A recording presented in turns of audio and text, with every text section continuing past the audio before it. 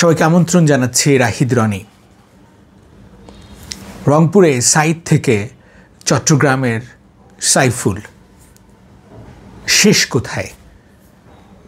প্রতিনিয়ত ঘটনা ঘটছেই এবং আমরা বলছি কোনো রকমে রক্ষা হলো। কেন এমনটা বলছি? আর কত দূর পর্যন্ত গেলে বলবো এটা একটা বিপজ্জনক, এগুলো ভয়ঙ্কর, এগুলো থামানো উচিত। দায়িত্বটা নেবে কে? সরকার কি আদৌ আছে? প্রশাসন কি আদৌ আছে? কে শুনছে কার কথা? কে বলছে কার কথা? কোন দিকে, কোন পথে বাংলাদেশ? সামাল দিতে পারছে না অন্তর্বর্তীকালীন সরকার। 3.5 মাসেই তাদের আসল চিত্র ফুটে উঠেছে বলছে বিএনপি। এখন সবচেয়ে বড় রাজনৈতিক দল বিএনপি, তারাই ভরসা রাখতে পারছে না এই সরকারের উপরে এবং আশপাশ থেকে অনেক রকম ঘটনা ঘটছে ক্রমাগত। এবং আমরা যেটা দেখছি, সরকারের পক্ষ থেকে, সরকার হতে পারে, উপদেষ্টা হতে পারে, সরকারের প্রেস সচিব হতে পারেন, সমন্বয়করা হতে পারেন, প্রত্যেকেই একই সুরে কথা বলছেন কোনো রকম অরাজকতা সহ্য করা হবে না, বরদাস্ত করা হবে না। যেন সেই সুর, সেই চেনা সুর ফ্যাসিস্ট হাসিনার কথারই পুনরাবৃত্তি। তাহলে তফাৎটা আপনি পাবেন কি করে? এক পাশে হাসিনা, এক পাশে ইউনূস, যেন সমানে সমান।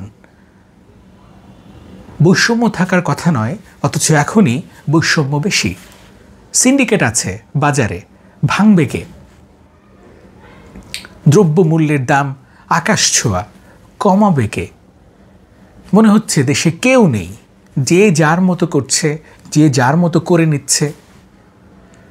বাংলাদেশের প্রত্যেকটা থানায় পুলিশকে আসলেই কার্যত কাজ করছে, নাকি তাদের একটাই মিশন, আওয়ামী লীগ নিধন বা আওয়ামী লীগকে উচ্ছেদ বা আওয়ামী লীগকে দমন করা?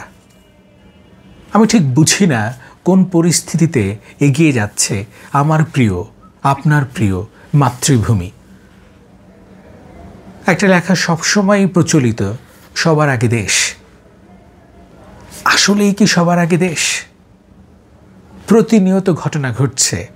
দেখুন, খুব সম্প্রতি আইনজীবীকে নৃশংসভাবে, নির্মম কায়দায় হত্যা করা হয়েছে।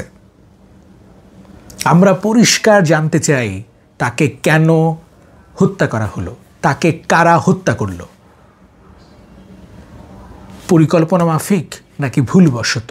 সব কিছুর তদন্ত হওয়া উচিত। সব কিছুই আমরা জানতে চাই। সব কিছু জানার অধিকার মানুষের রয়েছে। শুধু একটি হত্যাকাণ্ড নয়, প্রত্যেকটি ঘটনার বিচার চাই। সরকারের উপদেষ্টা মাহফুজ, প্রেস সচিব শফিকুল বলেছেন কি হাস্যকর কথা, অনেক কিছু রক্ষা করা গেছে। অর্থাৎ ওই রকম পরিস্থিতির পরে অনেক কিছু রক্ষা করা গেছে। ওই পরিস্থিতিও তো কাম্য নয়।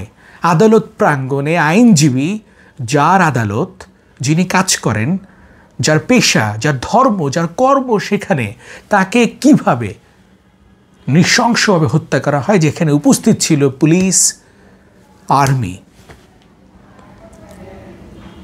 সবাই উপস্থিত। ঠিক ওই জায়গায়, ওই পর্যায়ে কিভাবে আক্রমণ হয়?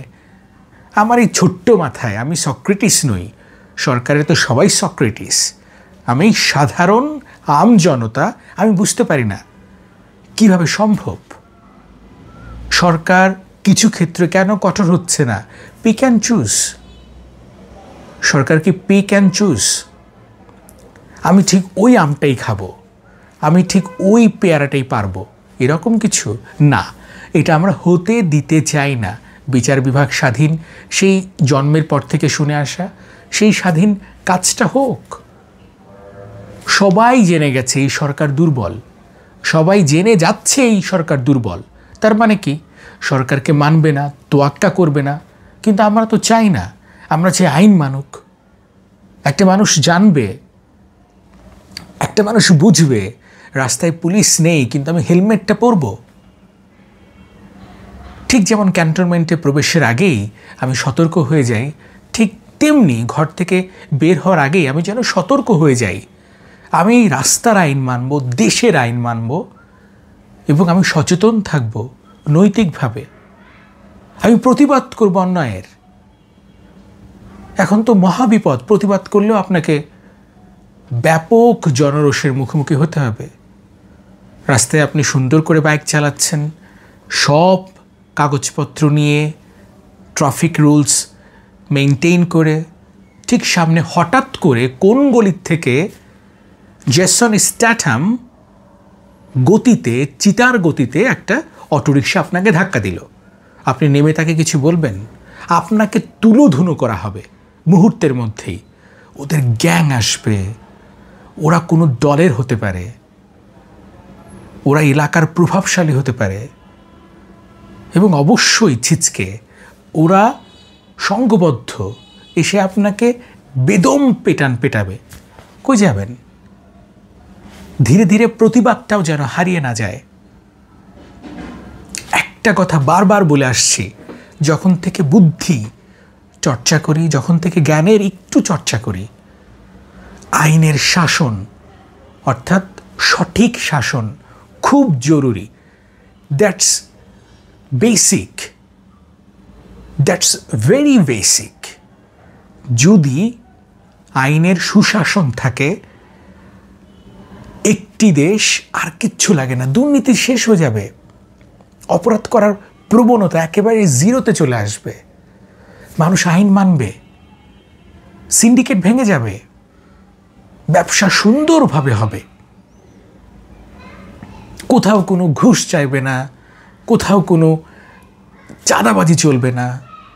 আপনি বুঝতে পারছেন, পুরো দেশের সিস্টেমটা, কালচারটাই আপ লেভেলে যাবে, একেবারে আপ। শুধুমাত্র আইনের সুশাসন প্রতিষ্ঠা করা, দ্যাটস ইট। কঠোর আইন এবং সেটা বাস্তবায়ন করা প্রত্যেকের ক্ষেত্রে, নট পিক অ্যান্ড চুজ। এখন আওয়ামী লীগ নেই বলে বিএনপিকে ছাড় দিবেন, কিন্তু অপরাধ করছে, সেটা সম্ভব নয়, সেটা করতে হবে। আর আওয়ামী লীগের তো বিচার চলবেই। যারা যারা অপরাধ করেছেন, যারা যারা নৃশংস কাজ করেছেন গত 15-16 বছরে, প্রত্যেকের বিচার হতে হবে। বিচারে কাঠ গড়ায় দাঁড়াতে হবে, টাকা দিয়ে নয়।